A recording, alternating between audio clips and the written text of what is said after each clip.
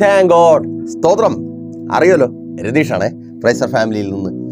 വീട്ടിലുള്ളവനെ കാട്ടിലേക്ക് ഓടിക്കുന്ന പിശാച്, കാട്ടിലുള്ളവനെ വീട്ടിലേക്ക് മടക്കി വരുത്തുന്ന യേശു. അപ്പോൾ ഇന്നത്തെ നമ്മുടെ ചിന്ത ഇതാണ്: കാട്ടിലേക്ക് പോകുവാൻ ഇടയായ പിശാച് ഇന്ന് പുറത്തു പോകും. അതിനു മുമ്പ് കാട് എന്താണ്? നമ്മൾ കണ്ടിട്ടുള്ള കാടല്ല, നമ്മുടെ ജീവിതത്തിലെ നിങ്ങളായിരിക്കുന്ന ആ അനുഭവങ്ങളുമായി ബന്ധപ്പെട്ട് അതേക്കുറിച്ച് ചിന്തിക്കും. ഒപ്പം അവിധത്തിൽ കാട് കയറുവാൻ തക്കവണ്ണം ബാധിക്കപ്പെട്ട പിശാച് ഒഴിഞ്ഞു പോകാതെ നിങ്ങളിൽ തന്നെ തുടരുവാൻ, അല്ലെങ്കിൽ തൽസ്ഥിതിയിൽ തന്നെ തുടരുവാൻ നിങ്ങളെ അങ്ങനെ ആക്കി തീർക്കുന്ന ആ മാനസിക അവസ്ഥ, അതിന് പിന്നിലുള്ള കാരണം എന്ത്, അത് നമ്മൾ ചിന്തിക്കും. ഒപ്പം അങ്ങനെ ഒരു അവസ്ഥയിൽ നിങ്ങളെ തളച്ചിടണമെന്ന് ആഗ്രഹിക്കുന്നവർ, അവരെക്കുറിച്ചും അല്പമായി നമ്മൾ ദൈവകൃപയിൽ ആശ്രയിച്ച് ചിന്തിക്കും. അപ്പോൾ പ്രാർത്ഥനയോടെ, വലിയ പ്രതീക്ഷയോടെ ഒപ്പം വന്നാട്ടെ. ഇന്ന് എന്നെ കേൾക്കുന്ന നിങ്ങളോട് പറയുവാൻ ദൈവത്തിൻ്റെ പരിശുദ്ധാത്മാവ് ഇങ്ങനെ പറയുന്നു: കാട് കയറിയ ചിലത് നാട്ടിലേക്ക് തിരികെ വരുവാൻ പോകുക, അല്ല വീട്ടിലേക്ക് തിരികെ വരുവാൻ പോകുക. അതെ, പുറത്തായിരിക്കുന്ന ചിലത് പുറത്താണ്. അകത്ത് വരണം, അല്ലേ? ഒരുമിച്ച് സന്തോഷമായി ജീവിക്കണമെങ്കിൽ അകത്ത് വരണം. ആ ഒരുമിച്ചൊന്നുള്ള അത് സംഭവിക്കുന്നില്ല, പുറത്താണ്. അതൊരു പക്ഷെ ഭർത്താവായിരിക്കാം, നിങ്ങളുടെ മക്കളായിരിക്കാം, ആരുമാകാം, എന്തുമാകാം. സ്തോത്രം. അതുകൊണ്ട് വിഷയം എന്തുമാകാം, പലതും ഒരുമിച്ചാകണം, നിങ്ങൾക്കൊപ്പം ചേർന്ന് വരണം. നല്ലൊരു ജോലി നിങ്ങൾക്കൊപ്പം ഉണ്ടാകണം, അല്ലേ? അപ്പോഴല്ലേ സന്തോഷമായി ജീവിക്കുവാൻ കഴിയത്തുള്ളൂ. അത് പുറത്ത്, അകലെ, ചിലരുടെ സ്വപ്നങ്ങളിൽ മാത്രമേ ഉള്ളൂ നല്ലൊരു ജോലി. വരുമാനം നിങ്ങൾക്കൊപ്പമായിരിക്കണം, അല്ലേ? പണം നിങ്ങളുടെ പോക്കറ്റിൽ, നിങ്ങളുടെ അക്കൗണ്ടിൽ ഉണ്ടാകണം, നിങ്ങൾക്കൊപ്പം ഉണ്ടാകണം. ഇല്ലെങ്കിൽ, അത് പുറത്താണെങ്കിൽ സന്തോഷം നിങ്ങളുടെ ഭവനത്തിനകത്ത് നിങ്ങൾക്കൊപ്പം ഉണ്ടാകണം, ഒപ്പമുണ്ടാകണം. ഇല്ലെങ്കിൽ ചിന്തിച്ചു നോക്കിയേ. അപ്പോൾ നിങ്ങൾക്കൊപ്പം പലതും വേണം. പക്ഷേ ദൗർഭാഗ്യവശാൽ പിശാച് ബാധിച്ച് പലരും പുറത്താണ്. നോക്കൂ, ലൂക്കോസിന്റെ സുവിശേഷം 8-ാം അധ്യായം അതിന്റെ 29-ാമത്തെ വാക്യത്തിൽ, അവൻ അശുദ്ധാത്മാവിനോട് ആ മനുഷ്യനെ വിട്ടുപോകുവാൻ കൽപ്പിച്ചിരുന്നു. അത് വളരെ കാലമായി അവനെ ബാധിച്ചിരുന്നു. അവനെ ചങ്ങലയും വിലങ്ങുമിട്ട് ബന്ധിച്ച് സൂക്ഷിച്ചിരുന്നിട്ടും അവൻ ബന്ധനങ്ങളെ തകർക്കുകയും ഭൂതം അവനെ കാടുകളിലേക്ക് ഓടിക്കുകയും ചെയ്യും. നോക്കിയേ, ഭൂതം അവനെ ബാധിച്ചിട്ട്, അശുദ്ധാത്മാവ് ബാധിച്ച ഒരു മനുഷ്യനെ, അഥവാ പിശാച് ബാധിച്ച, ഈ അശുദ്ധാത്മാവെന്ന് കേൾക്കുമ്പോൾ നമുക്കൊരു ചിന്ത വരും, അയ്യോ ഇതൊന്നും നമ്മളെ ബാധിക്കത്തില്ല, നമ്മളൊക്കെ ആരാല്ലേ, അങ്ങനെ പറഞ്ഞു പഠിപ്പിച്ച് വെച്ചിരിക്കുക. അശുദ്ധാത്മാവെന്ന് പറഞ്ഞാൽ പിശാച് ബാധിക്കുന്നു. ആരെ? നിങ്ങളുടെ ജീവിതത്തിൽ നിങ്ങൾക്ക് ദോഷമായി എന്തെങ്കിലും സംഭവിക്കുന്നുണ്ടെങ്കിൽ അതിന് പിന്നിലെ കാരണക്കാരൻ പിശാചാണ്.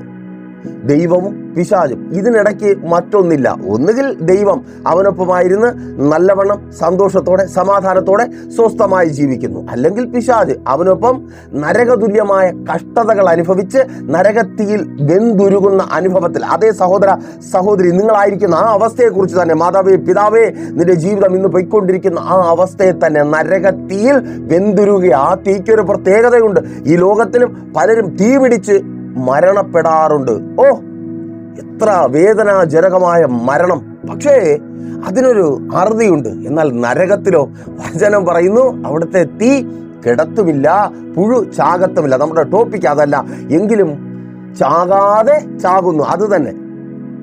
കൊല്ലുമോ എന്ന് ചോദിച്ചാൽ കൊല്ലത്തില്ല, പക്ഷേ മരണകരമായ അവസ്ഥ, ഭ്രാന്ത് പിടിക്കും പോലെ നിലവിളിക്കുന്നുണ്ട്, യേശുവേ ഈ നരകതുല്യമായ അവസ്ഥയ്ക്ക് എന്നൊരറുതി ഉണ്ടാകും. എന്റെ പ്രാണനെ ഒന്ന് ഇട്, എനിക്കിങ്ങനെ കിടന്ന് കഷ്ടപ്പെടുവാൻ വയ്യ. കണ്ണുനീരോടെ നിലവിളിക്കുക സഹോദരി, അല്ലേ? നരകതുല്യമായ അവസ്ഥ. അപ്പോ ആ നരകതുല്യമായ അവസ്ഥയ്ക്ക് പിന്നിൽ പിശാചാണ്, കാരണഭൂതൻ പിശാചാണ്. അപ്പോ ആ പിശാച് ബാധിച്ചപ്പോ എന്താ സംഭവിച്ചിരിക്കുന്നേ? ആ പിശാച് ബാധിച്ചിരുന്നപ്പോ അവൻ ചങ്ങലകളെ ഉരുമി പൊട്ടിച്ചു. എങ്ങനെ? ചങ്ങലകളെ ഉരുമി പൊട്ടിച്ചു. എന്തിനാ ഈ ചങ്ങലയിട്ട് അവനെ സൂക്ഷിച്ചിരുന്നേ? ഈ ചങ്ങലയിട്ടിരുന്നേ അവൻ നഷ്ടപ്പെട്ടു പോകാതിരിക്കാൻ വേണ്ടി. ഈ ഗദരദേശത്തിലെ ഭൂതഗ്രസ്തനാണ് നമ്മുടെ കഥാപാത്രം. പുള്ളി ഒരുപക്ഷെ ഒരു മകനായിരിക്കാം, ഒരു ഭർത്താവായിരിക്കാം, ഒരു പിതാവായിരിക്കാം, സഹോദരനായിരിക്കാം, സുഹൃത്തായിരിക്കാം, ആർക്കെങ്കിലും വേണ്ടി ജോലി ചെയ്യുവാൻ ബാധ്യതപ്പെട്ട ഒരാൾ, ഉത്തരവാദിത്തമുള്ള ഒരാളായിരിക്കും. ഇങ്ങനെ പല സ്ഥാനങ്ങളും ഇദ്ദേഹത്തിനുണ്ട്. അതുകൊണ്ട് തന്നെ ആ സ്ഥാനങ്ങൾ ലഭിക്കേണ്ടവർ ഇദ്ദേഹത്തിൽ നിന്ന് ഭർത്താവ് എന്ന ആ സ്ഥാനം നൽകുന്ന കുറെ പ്രിവിലേജ് ഉണ്ട്. ആർക്ക്? ഭാര്യയ്ക്ക്. അവൾക്കത് ലഭിക്കാതെ വരുന്നു. അത് നഷ്ടപ്പെട്ടു പോകാതിരിക്കുവാൻ വേണ്ടി അവൾ ബന്ധിച്ചു. ശ്രദ്ധിച്ചോളണമേ, നിന്നോടാ സഹോദരി, നിന്റെ ഭർത്താവ് നഷ്ടപ്പെട്ടു പോകാതിരിക്കുവാൻ വേണ്ടി ബന്ധിച്ചു. എങ്ങനെയാ? കയറുകൊണ്ട് കെട്ടിയിടുമോ? ഇല്ല, പിന്നെ സ്നേഹം കൊണ്ട് ബന്ധിക്കും. അധികം സ്നേഹിക്കും. അവൻ്റെ കുറവുകളെല്ലാം കണ്ടില്ലെന്ന് നടിക്കും. എന്ത് ചെയ്താലും കുഴപ്പമില്ല ചേട്ടാ, ഞാൻ കൂടെ ഉണ്ട്, അല്ലേ? എന്തൊക്കെയാ സഹിച്ചതാ ആ മനുഷ്യന് വേണ്ടി. സങ്കടമാതാ എന്നെ ഇട്ടിട്ട് പോകാതിരിക്കുവാൻ, എന്നോടൊന്ന് നിൽക്കാൻ. കുറ്റപ്പെടുത്തണ്ട. പിശാച് കാട് കയറ്റി, അങ്ങനെ പറയണം. ഇട്ടിട്ട് ഓടി. അപ്പൊ നീ സൂക്ഷിച്ചു, ഇവൻ പോകരുതെന്ന് വെച്ച് ബന്ധിച്ചു. സ്നേഹത്തിന്റെ ചങ്ങല കൊണ്ട് ബന്ധിച്ച് സൂക്ഷിച്ചു. അമ്മയപ്പന്മാരെന്താ ചെയ്യുന്നത്? നാട്ടുകാരൊക്കെ പറയും പോഞ്ഞ കൊള്ളി പുറത്ത് കള, തല്ലിക്കൊല്ല് എന്നൊക്കെ നാട്ടുകാർ പറയും. പക്ഷെ അമ്മയപ്പനും പുറമേ പറഞ്ഞാലും ഉള്ളിൽ ആദിയാ മക്കളെ കുറിച്ച്. അതല്ലേ പിതാവായ മക്കളെ കുറിച്ചുള്ള ആദിയാ നിന്നോട് പറയുന്നത്. കുഞ്ഞു പിള്ളേരല്ല, വലിയ മക്കളാ, പക്ഷെ ആദിയാ. അവർ പോകാതെ, നഷ്ടപ്പെട്ടു പോകാതിരിക്കുവാൻ വേണ്ടി മധ്യത്തിൽ മോശകരമായ കൂട്ടുകെട്ടുകളിൽ, ലോക വഴികളിൽ അവർ നഷ്ടപ്പെട്ടു പോകാതിരിക്കുവാൻ വേണ്ടി സ്നേഹം കൊണ്ട് അവരെ ബന്ധിച്ചു, അല്ലെങ്കിൽ പ്രാർത്ഥന കൊണ്ട് ബന്ധിച്ചു. പല നിലകളിൽ അവരെ ചേർത്ത് നിർത്തുവാൻ ശ്രമിച്ചു. ഒരമ്മ എന്ന നിലയിൽ, ഒരപ്പൻ എന്ന നിലയിൽ ചെയ്യുവാൻ കഴിയാത്തതൊക്കെ ചെയ്ത് അവരെ ചേർത്ത് നിർത്തുവാൻ ശ്രമിച്ചു. കടം വാങ്ങി, പലിശക്കെടുത്തു, ഒക്കെ അവർക്ക് കൊടുത്തു. അവരുടെ വിദ്യാഭ്യാസം നേരെ പോകുവാൻ വേണ്ടി, അവർ പഠിച്ചെന്തെങ്കിലുമൊക്കെ ആകുവാൻ വേണ്ടി. നിന്റെ അധ്വാനം കൊണ്ട്, നിന്റെ കരുതൽ കൊണ്ട് നീ അവരെ ബന്ധിച്ചു. പക്ഷെ ആ ബന്ധനത്തെ ഉരുമി പൊട്ടിച്ച് അവർ കാട് കയറി. അല്ല, അവരെ കാട് കയറ്റി. നല്ലവണ്ണം ആ സ്ഥാപനത്തെ നോക്കി മുൻപോട്ട് പോയി. അത് നഷ്ടമായി തീരരുത്, അതിൽ നിന്ന് ലാഭമുണ്ടാകണം, അത് അനുഗ്രഹമായിരിക്കണം, അല്ലേ? പക്ഷെ ദൗർഭാഗ്യവശാൽ നിന്റെ ഉത്തരവാദിത്വം, നിന്റെ ആത്മാർത്ഥത, നിന്റെ കഷ്ടപ്പാട്, അതിനെയൊക്കെ, ആ ചങ്ങലയൊക്കെ ഉരുമി പൊട്ടിച്ച് അത് കാട് കയറി. അല്ല, അതിനെ കാട് കയറ്റി പിശാച്. അതല്ലേ സഹോദര, ആ ജോലി സ്ഥലത്ത് അധികം കഷ്ടപ്പെടുവാൻ തയ്യാറായി. കാരണം എന്താ? നിനക്ക് തൊഴിൽ നിയമങ്ങൾ അറിഞ്ഞുകൂടാത്തതുകൊണ്ടല്ല, പേരും പെരുമയോ ഒന്നുമുള്ള മലയാളി അല്ലാത്തത് കൊണ്ടും അല്ല. പിന്നെയോ, എങ്ങനെയെങ്കിലും ആ ജോലിയിൽ തന്നെ നിലനിൽക്കണം, ആ ജോലി എനിക്ക് വേണം, ഈ വരുമാനം കൊണ്ട് എൻ്റെ മക്കളെ പഠിപ്പിക്കണം, വീട്ടിലെ കാര്യങ്ങൾ നോക്കണം, ഇങ്ങനെ ഒത്തിരി ആവശ്യങ്ങളുള്ളത് കൊണ്ട് കഷ്ടപ്പെട്ടു, അടിമപ്പണി ചെയ്തു. കഠിനാധ്വാനം കൊണ്ട് ആ തൊഴിലിനെ ബന്ധിച്ച് നിർത്തുവാൻ ശ്രമിച്ചു. എന്നാൽ ആ ബന്ധനങ്ങളെ ഉരുമി പൊട്ടിച്ച് അത് കാട് കയറി. അല്ല, അതിനെ കാട് കയറ്റി. അപ്പോ അതിനെ കാട് കയറ്റി മീൻസ് നിങ്ങളുടേതല്ലാതാക്കി മാറ്റി. ആ ഭൂതഗ്രസ്തനെ അവന്റെ പ്രിയപ്പെട്ടവരുടേതല്ലാതാക്കി മാറ്റി. അവന് ഒന്നിനും കൊള്ളാത്തവനാക്കി മാറ്റി. ഇപ്പൊ അവനെവിടെയാ? കാട്ടിലാണ്. ലൂക്കോസ് പറയുന്നു അവൻ കാട്ടിലാണ്. ആ കാടിന്റെ പ്രത്യേകത എന്താ? നമുക്കറിയാം, കാട് നമ്മൾ വിനോദസഞ്ചാരത്തിനൊക്കെ പോകാൻ ആഗ്രഹിക്കുന്ന സ്ഥലം. അതിന് മാത്രമേ യഥാർത്ഥത്തിൽ കാട് കൊള്ളാവൂ. നിങ്ങൾ അല്ലാതെ കാടിനെ കുറിച്ച് സീരിയസ് ആയിട്ടൊന്ന് ചിന്തിച്ച് നോക്കിയേ. നിങ്ങൾ കാട്ടിനകത്തായി പോകുന്നു. മീൻസ് കാട്ടിനകം എപ്പോഴും ഒറ്റപ്പെടലാണ്. അവിടെ വീടും ഹോട്ടലും പാർക്കും അതൊന്നുമില്ല. അവിടെ നിങ്ങൾ ഒറ്റയ്ക്കായിത്തീരുന്നു. ഒറ്റയ്ക്കായിത്തീർന്നാൽ തുടർന്നുണ്ടാകുന്നതാണ് ഭയം. നിങ്ങൾ ഒറ്റയ്ക്കാകുന്ന ഒരു സ്ഥലത്ത് അപ്പുറത്തൊരു അനക്കം കേട്ടാൽ, ഒരു കരിയിലിറങ്ങിയാൽ, വാഴയിലയിൽ കാറ്റടിച്ചാൽ, അയ്യോ, ഭയം. ഒപ്പം സംശയവും. എന്താണ്? എന്നെ ആരോ പിന്തുടരുന്നുണ്ട്, ചേസ് ചെയ്യുന്നുണ്ട്. സംശയം, ഭയം, ഒറ്റപ്പെടൽ, സംശയം. ക്രൂരമൃഗങ്ങളുടെ ആക്രമണം. കാട് അവരുടേതാണ്. ചില ക്രൂരമൃഗങ്ങളുടേതാണ് കാട്. അവിടെ ഉള്ളത് ആക്രമിക്കും. എൻ്റെ ടെറിട്ടറിയിൽ അതിക്രമിച്ച് കടന്നവനെ നിന്നെ ഞാൻ വിടത്തില്ല എന്ന് പറഞ്ഞ് കാട്ടുമൃഗങ്ങൾ ആക്രമിക്കും. ആക്രമണം അല്ലേ? ഇങ്ങനെ പല നിലകളിൽ ഒരു മനുഷ്യനെ നശിപ്പിച്ച് കളയുന്ന അനുഭവമാണ് കാട്ടിനകത്തുള്ളത്. കാട് കയറിയ ഭർത്താവ്, കാട് കയറിയ ഭാര്യ, സംശയം. ഭാര്യ ഫോൺ എടുത്താൽ TV ഇട്ടോണ്ടിരിക്കുക, ആ ശബ്ദത്തിൽ നിന്ന് ഫോണിന്റെ ശബ്ദം കേൾക്കാൻ പറ്റുന്നില്ല. അതുകൊണ്ടൊന്ന് മാറി നിന്നാൽ സംശയം. അയ്യോ, എന്റെ ഭാര്യ ഇതാരോടെ സംസാരിക്കുന്നു എൻ്റെ അടുത്ത്.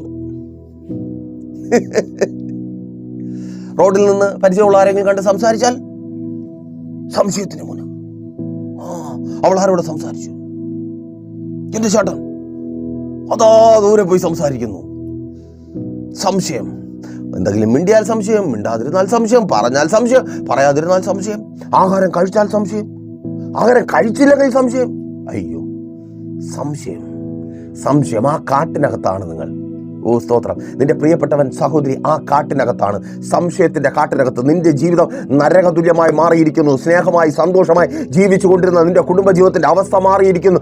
എന്തിനും സംശയമാണ് സഹോദര, എന്തിനും സംശയമാണ്. മിണ്ടുവാൻ പോലും കഴിയാത്ത അവസ്ഥ. അതെ, ആ സംശയത്തിന്റെ പിശാചിനെ യേശു പുറത്താക്കുവാൻ പോകുക. യെസ്, യേശുവിൻ നാമത്തിൽ ഏറ്റെടുത്ത് പ്രാർത്ഥിക്കുക. അതങ്ങനെ സംഭവിക്കുവാൻ പോകുക. ആ സംശയ പിശാച്, ഓ സ്തോത്രം, നിന്റെ ജീവിതത്തെ, നിന്റെ കുടുംബജീവിതത്തെ നരക തുല്യമാക്കി തീർക്കുന്ന ആ സംശയ പിശാച് ഇപ്പോൾ പുറത്തു പോകുക. ഓ താങ്ക് ഗോഡ്. സഹോദരി, ഇനി അവൻ സംശയത്തോടെ അങ്ങനെ ഒളിഞ്ഞു വാതിലിന്റെ ഇടയിൽ കൂടെ നോക്കി നിൽക്കത്തില്ല കേട്ടോ. സഹോദര, അവളിങ്ങനെ എപ്പോഴും ഫോൺ എടുത്തുകൊണ്ട് നടക്കത്തില്ല കേട്ടോ. ആ സംശയത്തിൻ്റെ അതൊരു പിശാചാണ് കേട്ടോ. ആ സംശയം വരുമ്പോൾ നിങ്ങൾ ചിന്തിച്ചോളണം, അത് പിശാചാണ്. ഒപ്പം നിങ്ങൾ വീട്ടിനകത്തല്ല കാട്ടിനകത്തായി. വീട്ടിനകത്ത് സംശയമൊന്നുമില്ല. വീട്ടിനകത്ത് എൻ്റെ ഭാര്യ, എൻ്റെ ഭർത്താവ്, എൻ്റെ മകൻ, എൻ്റെ മകൾ, ഇത്രയേ ഉള്ളൂ. കാട്ടിലായിപ്പോയ സംശയമാണ്. ആരെങ്കിലും വരുമോ? അവിടെ നിന്ന് ആരെങ്കിലും വരുമോ? പിടിച്ചുകൊണ്ട് പോകുമോ? കാട്. അവിടെ നമുക്കായി നമ്മൾ കരുതി വച്ചിരിക്കുന്ന പലതും ഇല്ല. കാട്ടിനകത്ത് ഇതൊന്നും കൊണ്ടുപോകാൻ പറ്റത്തില്ല. ആമേൻ. നമുക്ക് ജോലിയുണ്ട്, നാട്ടിലാണ്, വീട്ടിലാണെങ്കിൽ. പക്ഷെ കാട്ടിനകത്ത് ജോലിയുണ്ടോ? ഇല്ല. ജോലി നഷ്ടപ്പെട്ടു. എന്തായിത്തീരും? അതിനുള്ള ഉദാഹരണമാണ് ഉത്കണ്ഠ. അയ്യോ, ഇവിടെ എനിക്ക് എന്ത് കിട്ടും? കാട്ടിനകത്ത് അകപ്പെട്ടു പോയെന്ന് ചിന്തിച്ചു നോക്കി. എന്ത് കിട്ടും? എവിടെ നിന്ന് ആഹാരം കിട്ടും? ഉത്കണ്ഠ. നാളെ എന്തായിത്തീരും? അയ്യോ, ഇങ്ങനെ മുൻപോട്ട് പോയാൽ എന്തായിത്തീരും? നല്ലതൊന്നും കാണാനില്ല. മൊത്തം മരങ്ങളും ഇരുട്ടും. ഭയപ്പെടുത്തുന്ന അവസ്ഥ. എൻ്റെ മക്കളുടെ ഭാവി, വീട്ടിലോണ് ഒരുപാട് കാര്യങ്ങളുണ്ട്. അയ്യോ, എന്ത് ചെയ്യും? കാട് കയറി. അവിടെ ഇല്ലെന്നേ. നീ കാട്ടിനകത്താ. ആ ജോലിയില്ല, ആ വരുമാനമില്ല. സ്തോത്രം. ആ ജോലിയിലേക്ക് നിന്നെ കർത്താവ് കൊണ്ടുവരിക. യെസ്, യേശുവിൻ നാമത്തിൽ വിശ്വാസത്തോടെ ഏറ്റെടുത്ത് പ്രാർത്ഥിക്കുക. സഹോദര, ആ ജോലി ഇന്ന് പ്രതീക്ഷയില്ലാത്ത അവസ്ഥയിലായിരിക്കുന്ന ആ ജോലി നിനക്കൊപ്പം ചേരുക. നിങ്ങൾ ഒരുമിച്ച് ചേരുവാൻ പോകുക. നീയും നിന്റെ ജോലിയും ഇന്ന് ഒരുമിച്ച് ചേരുവാൻ പോകുക. അതങ്ങ് ദൂരെ നിൽക്കുക. അതിനെ ആ കാട്ടിൽ നിൽക്കുന്ന ജോലി അങ്ങനെ ചിന്തിച്ചോ. ജോലി കാട്ടിൽ പോയി, നിനക്ക് പോയി കണ്ടുപിടിക്കാൻ പറ്റുന്നില്ല. നീ നാട്ടിലായിപ്പോഴും നിൽക്കുന്നത്. അതുകൊണ്ടാണല്ലോ ഈ ടെൻഷൻ എല്ലാം ഉള്ളത്. നാട്ടിലാണെങ്കിലും ടെൻഷനാ, എന്തായിത്തീരും എന്നുള്ള ടെൻഷൻ. കാട്ടിൽ മാത്രമല്ല, നാട്ടിൽ ജോലി കാട് കയറിപ്പോയി. ആ ജോലി തിരികെ വരിക. യെസ്, യേശുവിൻ നാമത്തിൽ അതങ്ങനെ സംഭവിക്കുന്ന കൃപയ്ക്കായി നിന്റെ തൊഴിൽ മേഖല നിനക്ക് അനുഗ്രഹമായി മാറുവാൻ പോകുക. നീ ജോലിക്കാരനായി മാറുവാൻ പോകുക. അതേ സഹോദര, അവിടെ ആ ജോലി സ്ഥലത്ത് നിനക്ക് വിരോധമായി വാദിച്ചു വെല്ലുവിളിക്കുന്ന സകല പോരുകളും പോരാട്ടങ്ങളും യേശുവിൻ നാമത്തിൽ വിട്ടുപോവുക. ജോലി സംബന്ധമായുള്ള വെല്ലുവിളികൾ വിട്ടുമാറുക. പ്രാർത്ഥിക്കുക. അതങ്ങനെ സംഭവിക്കുന്ന കൃപയ്ക്കായി നീണ്ട നാളുകളായി കാത്തിരിപ്പ. എനിക്കൊരു നല്ല ജോലി. യെസ്, യേശുവിൻ നാമത്തിൽ അതങ്ങനെ സംഭവിക്കുക. നല്ല ജോലി, നീ ആഗ്രഹിക്കുന്ന, നീ കാത്തിരിക്കുന്ന ആ നല്ല ജോലി, നിന്റെ സ്വപ്നങ്ങൾക്ക് പൂർത്തീകരണം വരുത്തുവാൻ കഴിയുന്ന, കൈനിറെ സമ്പാദിക്കുവാൻ കഴിയുന്ന, നിനക്ക് വേണ്ടപ്പെട്ടവർക്ക് വേണ്ടി ചിലവഴിക്കുവാൻ കഴിയുന്ന അതെ ആ നല്ല ജോലി. യെസ്, യേശുവിൻ നാമത്തിൽ അതങ്ങനെ സംഭവിക്കുന്ന കൃപയ്ക്കായി. ഓ താങ്ക് ഗോഡ്. ആ നല്ല ജോലി, ആ നല്ലത്. യെസ്, ആമേൻ. കാട് കയറിപ്പോയ ജോലി, കാട് കയറിപ്പോയ ഭർത്താവ്, ഭാര്യ, സംശയം. അയ്യോ, കാട്ടിനകത്ത് പിന്നെ ക്രൂര മൃഗങ്ങൾ, അത് മാത്രമല്ല ചെറിയ വൃത്തികെട്ട ജീവികളുമുണ്ട്. കൊളയട്ട, കൊതുക്, അല്ലേ? ഇതൊക്കെ ഒരു വല്ലാത്ത ഇറിറ്റേഷൻ ഉണ്ടാകും. വലിയ മാരക രോഗങ്ങൾ മാത്രമല്ല, എങ്കിലൊക്കെ തട്ടിപ്പേനെ ദൈവദാസനെ ഇത് ഒരു നിവർത്തിയില്ല. എന്നും രോഗമാണ്. കൊതുകടിക്കും പോലെ രോഗം വരുന്നത്. രാവിലെ പനി, വൈകുന്നേരം വേറെ വല്ലതും, അത് കഴിഞ്ഞ് വയറുവേദന, അത് കഴിഞ്ഞ് തലവേദന, അത് കഴിഞ്ഞ് കൈകാൽ പെരുപ്പ്, കൈകൾക്ക് ബലമില്ല, കാലുകൾക്ക് ബലമില്ല. വല്ലാത്ത അവസ്ഥയാണ്. നിന്റെ ആരോഗ്യത്തെ കാട് കയറ്റിയ പന്നപ്പിശാച്, അല്ലെങ്കിൽ നിന്റെ മേൽ ബാധിച്ച് നിന്നെ രോഗിയാക്കി കാട് കയറ്റിയ ആ പിശാച്, അവനെ പുറത്താക്കി നിന്നെ വീട്ടിലേക്ക് കൊണ്ടുവരിക. യെസ്, യേശുവിൻ നാമത്തിൽ ആ ആശുപത്രി എന്ന കാട്ടിൽ നിന്ന്, ഓ താങ്ക് ഗോഡ്, യേശുവിൻ നാമത്തിൽ എന്റെ കർത്താവ് നിന്നെ വീട്ടിലേക്ക് കൊണ്ടുവരിക. ഓ, അതങ്ങനെ സംഭവിക്കുന്ന കൃപയ്ക്കായി നീ രോഗം സൗഖ്യമായി, വിട്ടുമാറാതെ വെളിപ്പെട്ട് വ്യാപരിക്കുന്ന രോഗം സൗഖ്യമായി തിരികെ ഭവനത്തിലേക്ക് വരിക. യെസ്, പ്രാർത്ഥിക്കുക, ഏറ്റെടുത്ത് പ്രാർത്ഥിക്കുക. അതങ്ങനെ സംഭവിക്കുന്ന കൃപയ്ക്കായി ആ കാട്, രോഗമെന്ന കാട്, നിന്റെ ആശുപത്രി, അവിടെ നീ ഭവനത്തിലേക്ക് വരുവാൻ പോകുക. ആ രോഗാതുരമായ നാഡീ നരമ്പുകൾ, കോശങ്ങൾ, അവയവങ്ങൾ പുനർനിർമ്മിക്കപ്പെടുക. മർക്കോസ് എന്ന സുവിശേഷകൻ തൻ്റെ പുസ്തകം 5-ാം അധ്യായം 1 മുതൽ താഴേക്ക് വായിച്ചു വരുമ്പോൾ അവിടെ രേഖപ്പെടുത്തപ്പെട്ടിരിക്കുന്നത് നിങ്ങൾക്ക് കാണുവാനായിട്ട് കഴിയും. അവൻ തന്നെത്താൻ ചതച്ചു എന്നാ പറയുന്നത്. മീൻസ് സ്വയം ചതച്ചു. ഈ കാട്ടിനകത്തുള്ള പ്രശ്നം ഇതാ, സ്വയം ചതയ്ക്കുന്ന അവസ്ഥ. ഒറ്റയ്ക്കായി തീരുമ്പോൾ, ആരും കൂടെ ഇല്ലാതെ വരുമ്പോൾ ചുമരിലിട്ട് തലയടിച്ച്, മൂടി മാന്തിപ്പറിച്ച്, കൈ ചുരുട്ടി ചുമരിലടിച്ച്, അല്ലേ സഹോദരി, സ്വയം ചതച്ച് ബാധിക്കപ്പെട്ട അവസ്ഥ. ആരെ കേൾക്കുന്നുണ്ട്? സങ്കടം സഹിക്കാൻ വയ്യാതെ നെഞ്ചിലിടിച്ചിട്ട് ഇന്ന് നെഞ്ചിനകത്ത് നല്ല ബുദ്ധിമുട്ടുണ്ട്. യെസ്, നിന്നോടാ കേടുവരുത്തി, നീ തന്നെ നിന്റെ അവയവങ്ങളെ കേടുവരുത്തി.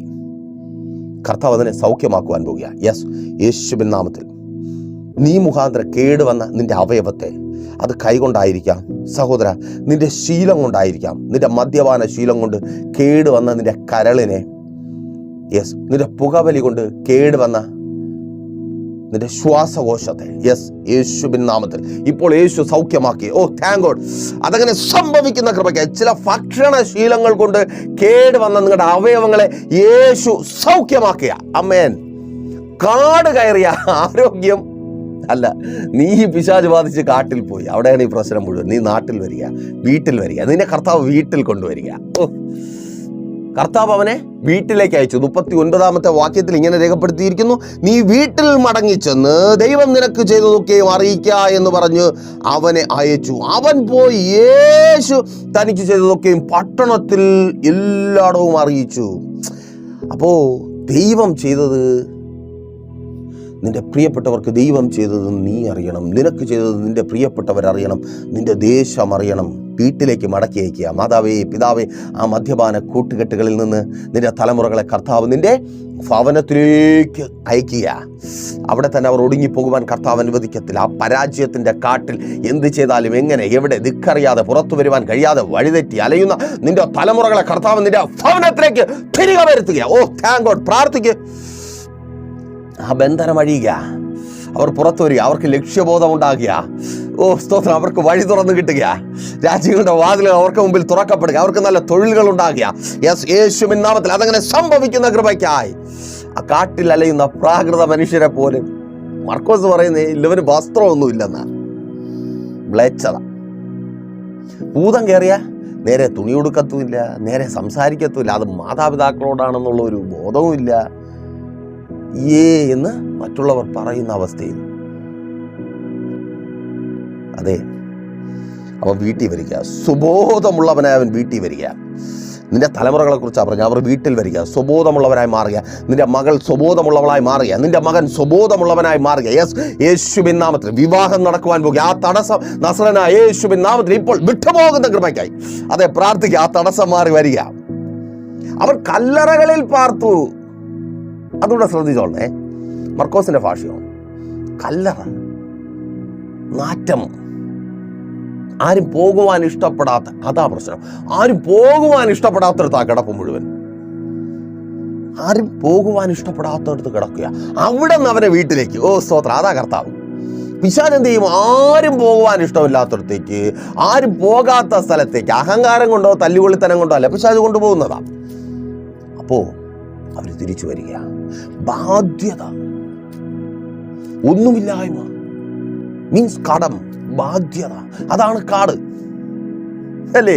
ബിസിനസ് പൊട്ടി, ഒരുപാട് പ്രതീക്ഷയോടെ ചെയ്തതാ, കടക്കാരിയായി തലമുനിച്ച് എന്ത് ചെയ്യണമെന്ന് അറിയത്തില്ല. അയ്യോ, ആ സ്ഥാപനം പൂട്ടിപ്പോയി, ആ വാഹനം സീസ് ചെയ്തു പോയി, ലോൺ എടുത്ത് വെച്ച വീട് ജപ്തിയായിപ്പോയി, ഒന്നും ചെയ്യുവാൻ കഴിയും, നിസ്സഹായ അവസ്ഥ. അതാ കാട്ടിനകത്തുള്ള പ്രശ്നം. എല്ലാം ശത്രു കൊണ്ടുപോകുമ്പോഴും ഒന്നും ചെയ്യുവാൻ കഴിയാത്ത അവസ്ഥ.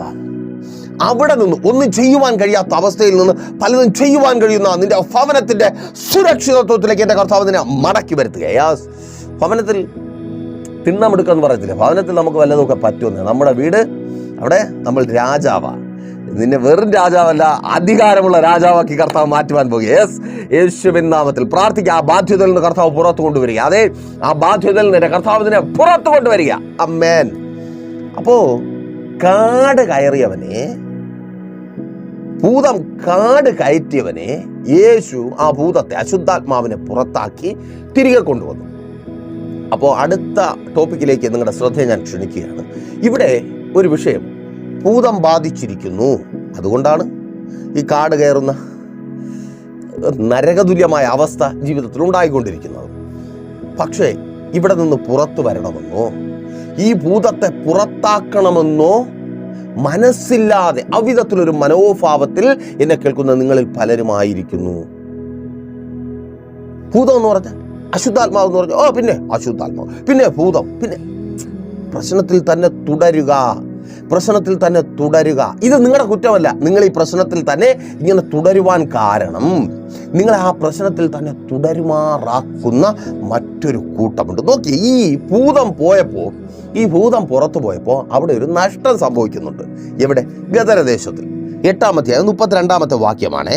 അവിടെ മലയിൽ വലിയൊരു പന്നിക്കൂട്ടം മേഞ്ഞുകൊണ്ടിരുന്നു. അവയിൽ കടപ്പാൻ അനുവാദം തരയണമെന്ന് അവനോട് അപേക്ഷിച്ചു. അവൻ അനുവാദം കൊടുത്തു. ഭൂതങ്ങൾ ആ മനുഷ്യനെ വിട്ട് പന്നികളിൽ കടന്നു. കൂട്ടം തൂക്കത്തൂടെ തടാകത്തിലേക്ക് പാഞ്ഞു വീർപ്പ് മുട്ടി ചത്തു. അപ്പോൾ അവിടെ മേഞ്ഞുകൊണ്ടിരുന്ന പന്നികളുടെ വലിയൊരു കൂട്ടം, ഈ പന്നികളുടെ കൂട്ടം അവിടെ ചത്തുപോകുന്നുണ്ട്. സ്വാഭാവികമായിട്ടും അതിനെ മേയ്ക്കുന്നവർക്ക് ഇഷ്ടപ്പെടുന്നുണ്ടോ? തൊട്ട് താഴെ നമുക്കറിയാം, അതിനെ മേയ്ക്കുന്നവർക്ക് അത് ഇഷ്ടപ്പെടുന്നില്ല. അവർ ഭയപ്പെട്ടു.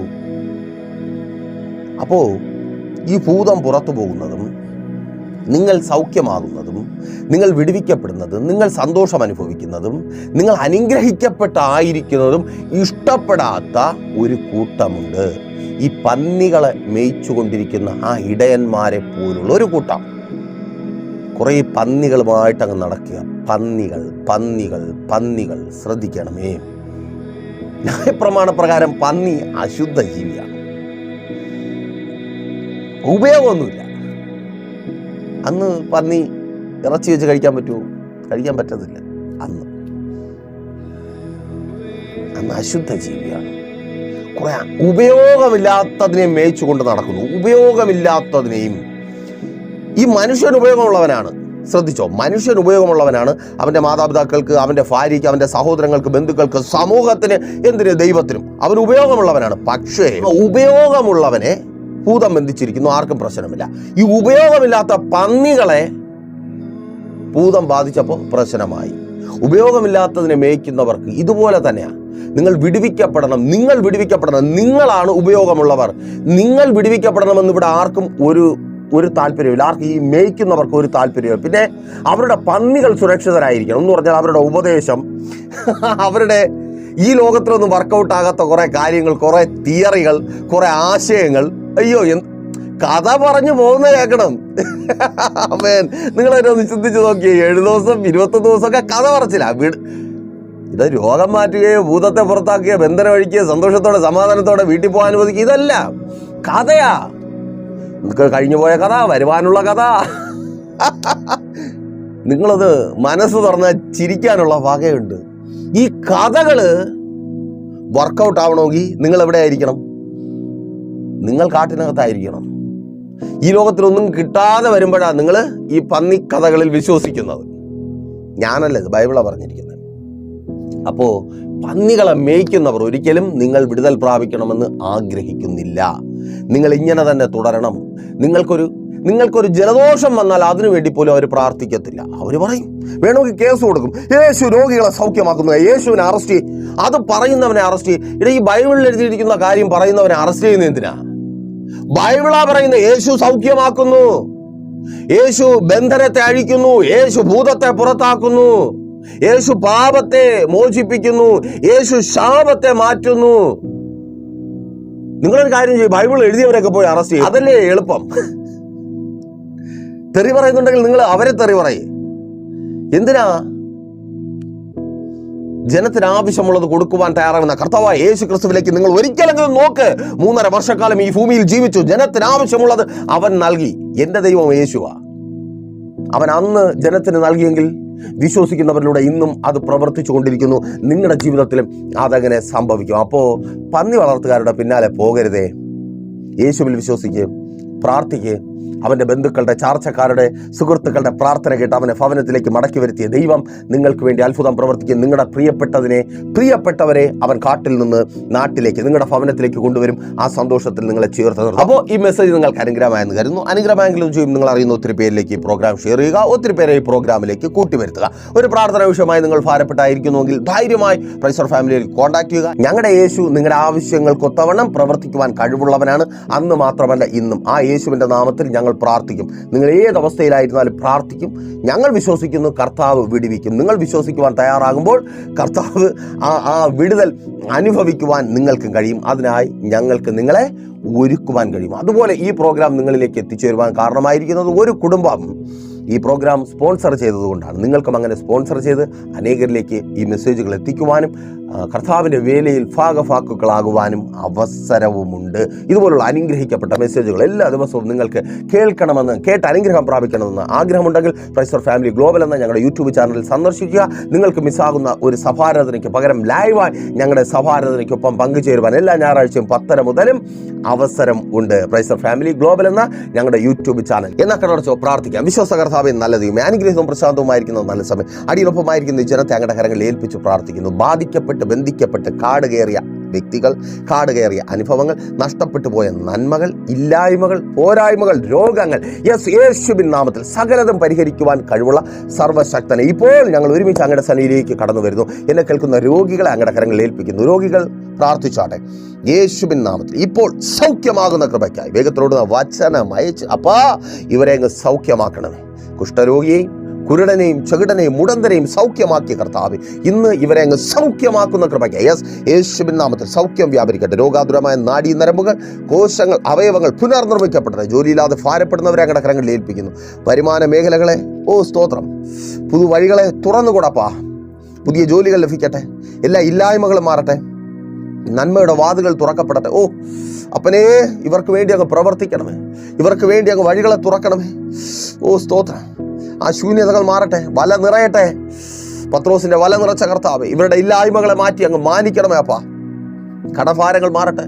പുറത്തു വരുവാൻ തക്കവണ്ണം വഴികൾ തുറക്കപ്പെടട്ടെ അപ്പാ. ആരുടെ മുമ്പിൽ കൈനീട്ടുവാൻ, നിന്ദിക്കപ്പെടുവാൻ, ലജ്ജിക്കപ്പെടുവാൻ ഇവർ അനുവദിക്കരുത്. ഇവരോട് കൂടിയിരിക്കണമേ. ഇവരെ അങ്ങ് വർദ്ധിപ്പിക്കണമേ. ദേശത്തിൽ ഇവരെ അങ്ങ് അനുഗ്രഹിക്കണമേ. സാക്ഷികളായി മാറട്ടെ കർത്താവ്. ഇവരുടെ തലമുറകൾ അനുഗ്രഹിക്കപ്പെടട്ടെ. മക്കളുടെ ഭാവി, വിവാഹം, കുടുംബജീവിതങ്ങൾ അനുഗ്രഹിക്കപ്പെടട്ടെ. വിദ്യാഭ്യാസം അനുഗ്രഹിക്കപ്പെടട്ടെ. മത്സര പരീക്ഷകൾ എഴുതി റിസൾട്ടുകൾക്കായി കാത്തിരിക്കുന്നവർ അനുഗ്രഹിക്കപ്പെടട്ടെ. അഡ്മിഷനുകൾ ലഭിക്കട്ടെ. രാജ്യങ്ങളുടെ വാതിലുകൾ ഇവർക്ക് മുമ്പിൽ, തലമുറകൾക്ക് മുമ്പിൽ തുറക്കപ്പെടട്ടെ. പഠനത്തിനായി, ജോലിക്കായി രാജ്യങ്ങളുടെ വാതിലുകൾ തുറക്കപ്പെടട്ടെ. വിസ പ്രോബ്ലങ്ങൾ മാറട്ടെ. രാജ്യത്തിലെ നിയമങ്ങൾ പ്രതികൂലമായി വന്നത് മുഖാന്തരം പഠന സംബന്ധമായി ബാധിക്കപ്പെട്ടവർ വിടിവിക്കപ്പെടട്ടെ.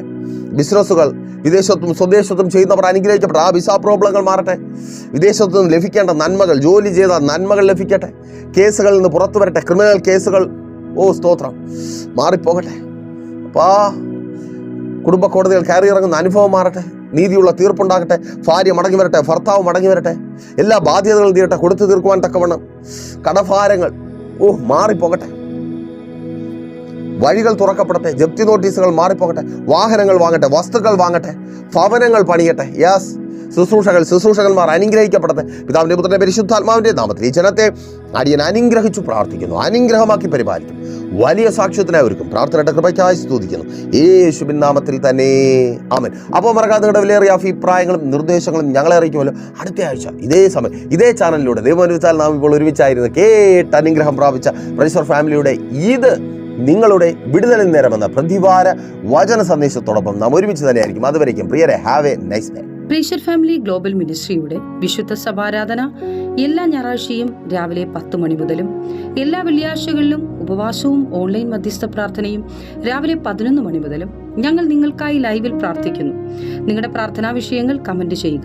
പ്രൈസർ ഫാമിലി ഗ്ലോബൽ എന്ന നമ്മുടെ യൂട്യൂബ് ചാനലിലൂടെ നിങ്ങൾ ലോകത്തിന്റെ ഏത് ഭാഗത്തായിരുന്നാലും ഞങ്ങൾക്കൊപ്പം ചേർന്ന് പ്രാർത്ഥിക്കുവാനും ആരാധിക്കുവാനും അവസരമുണ്ട്.